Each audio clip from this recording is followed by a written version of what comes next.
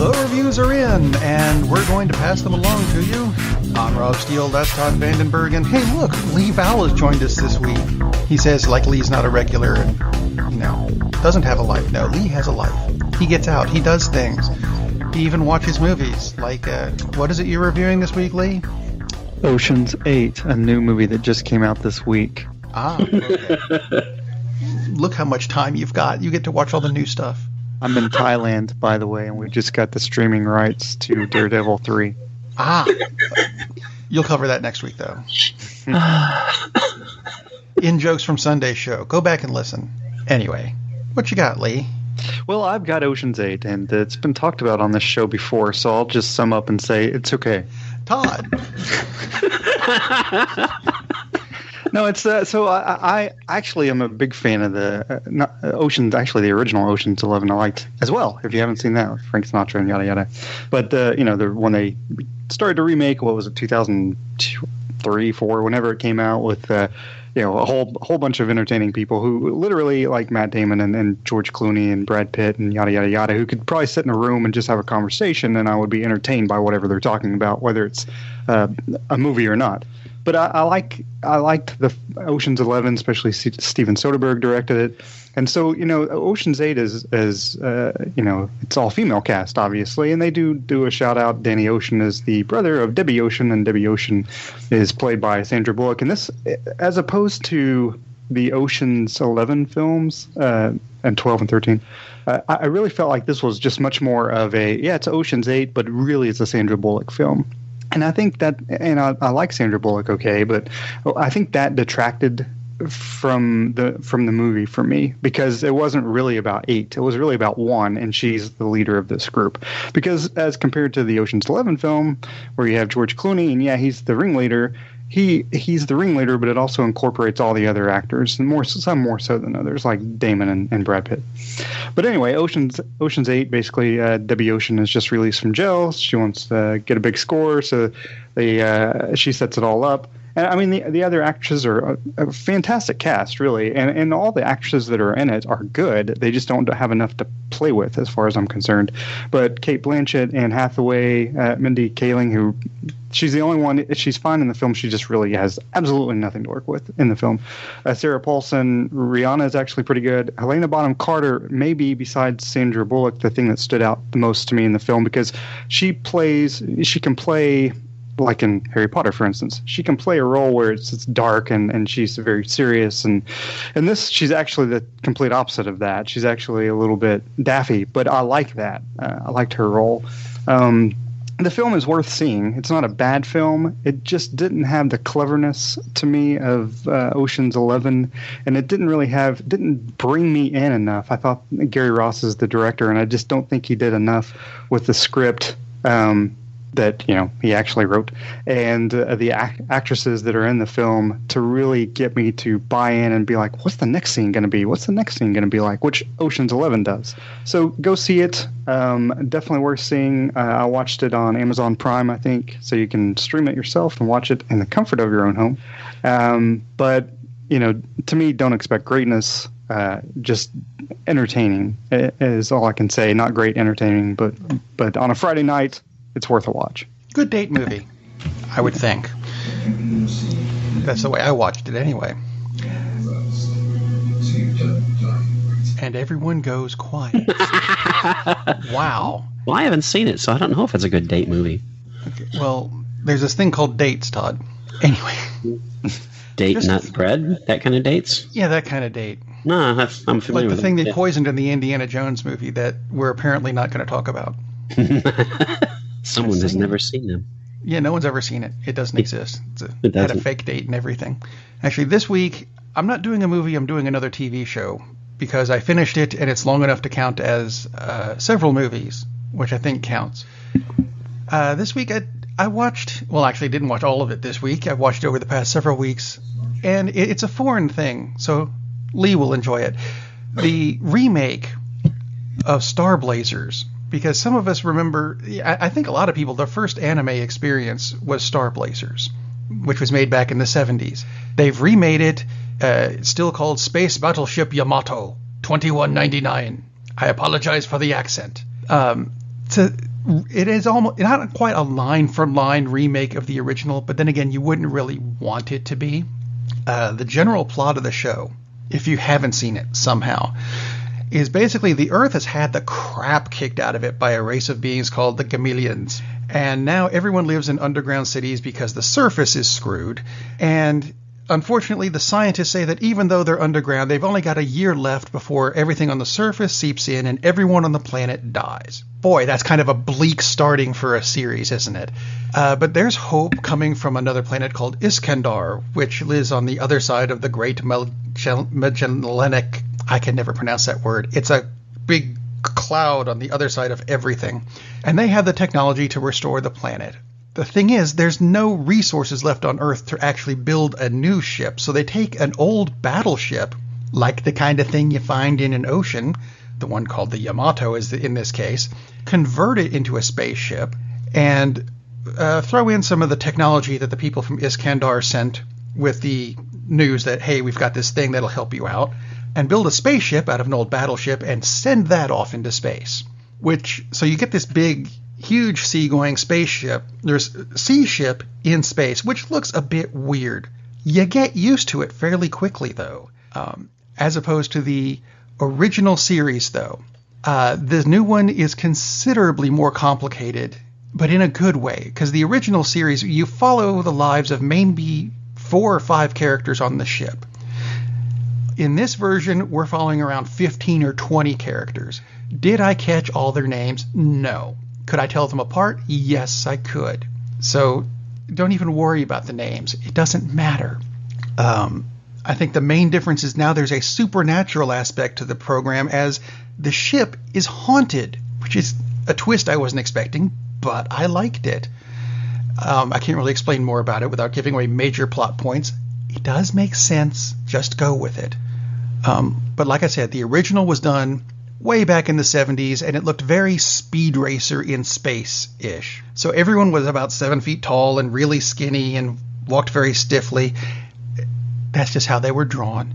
Not anymore, though. This is some of the most beautiful anime I've seen, and I'm including Ghibli in this. It's Ghibli quality. Wow. Only in Star Blazers, which is what it was called in America.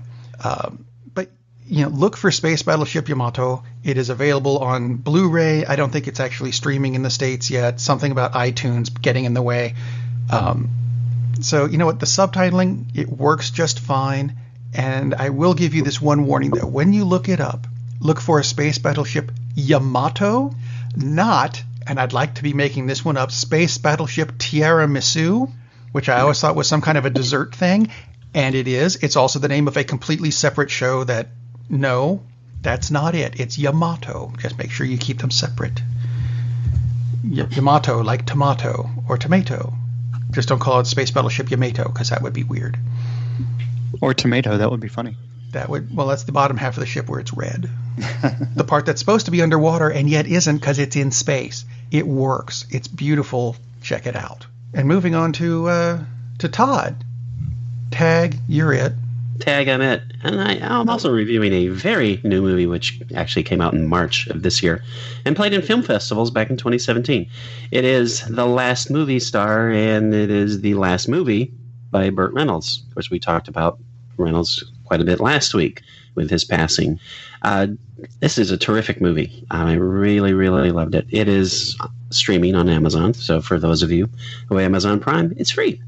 It is about, surprise, The Last Movie Star. Reynolds plays a pretty thinly disguised version of himself, basically. One big difference is he grew up in Tennessee instead of Florida, and his college, which matters in the film somewhat, is the University of Tennessee as opposed to Florida State. They're both orange. But basically, yeah.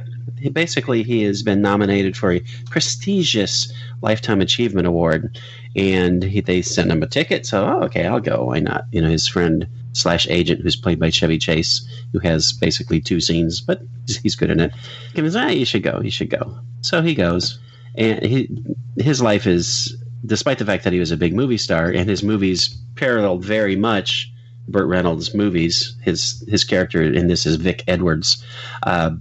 he goes to this film festival, and it's not exactly what he was expecting. I mean, basically, they put him in a Motel 6, and he was a big movie star, and this is where they're putting him. And he goes to the venue, and it turns out it's a bar that has a back room with like an old reel projector. So that's how they're showing these movies. But almost, it's not a reel to reel, but it almost looks like it. So he's a little bit underwhelmed, to say the least. He's kind of offended that really this is what I'm coming to.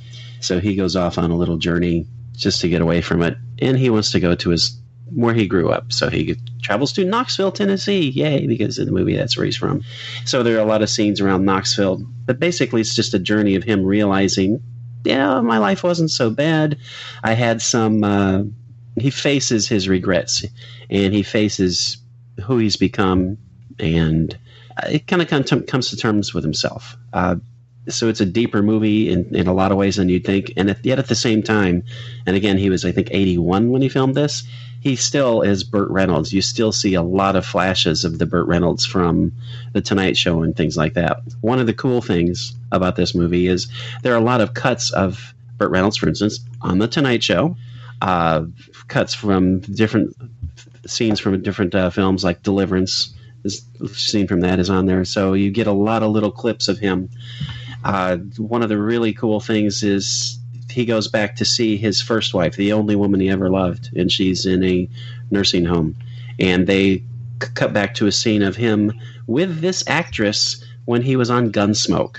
And it's the same actress. And it's almost kind of... It's almost mind-blowing that happily she's still alive, so she could be in the film. But it's like that's attention to detail when they find an actress who was with Reynolds in a scene on a TV show from 60-odd years ago, and now they get to play a scene again, a few scenes again, I should say. It's a really beautiful film about aging and overcoming regret, I guess I would say. I also want to mention that Ariel Winter plays a big part in it. She's Alex Dunphy on the most popular TV show, Modern Family. She's terrific in it. She is basically the flunky who has to drive him around all over the place for the weekend, and they start off with a very antagonistic relationship, and it changes as it goes on from there. Really, really like this movie. This is appropriately, this is one of his best movies ever. So it's really nice that he closed out on such a high note. Hardly anybody saw it. And I think in a lot of cases, like when it first came out, I thought, oh, it's a documentary about him. And kind of, it is. Really, really good movie. The Last Movie Star. Again, it's on Amazon right now for those of you who have that ability. You think this is going to be one of those things where we get the posthumous Oscars? No. Okay. No, I don't think so, because I don't think it's... does it deserve it? Yeah, but I don't think there's just enough of that. Not enough buzz about it, I would say. So, but yeah, he's terrific in this. Absolutely, because he's funny, he's vulnerable. I mean, he's acting, and it talks about his choices in his career as Vic Edwards, but of course, it's talking about his choices as Burt Reynolds, choices that he made. So it's really fascinating. The director said he specifically wrote it. And it couldn't have been written with anybody in mind other than Burt Reynolds, and said if Burt wouldn't do it, he wouldn't have done the film. And when you see it, it's like, yeah, it wouldn't have worked with anybody else, clearly, because it's about him. Super, super movie. Really enjoyed it. Very cool.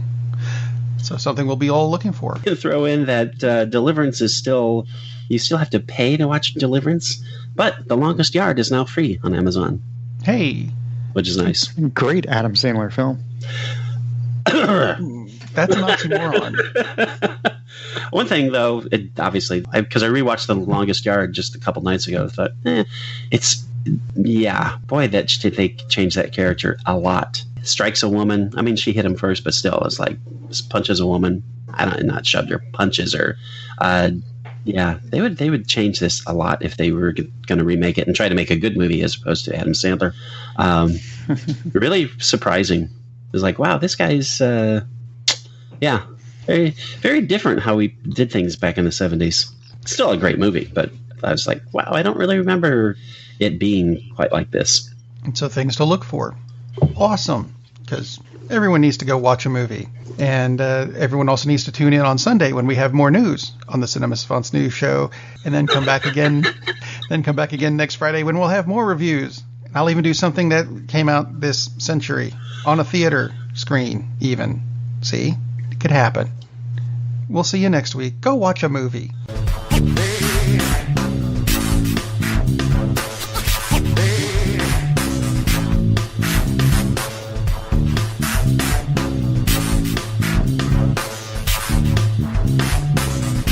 That's pretty much it.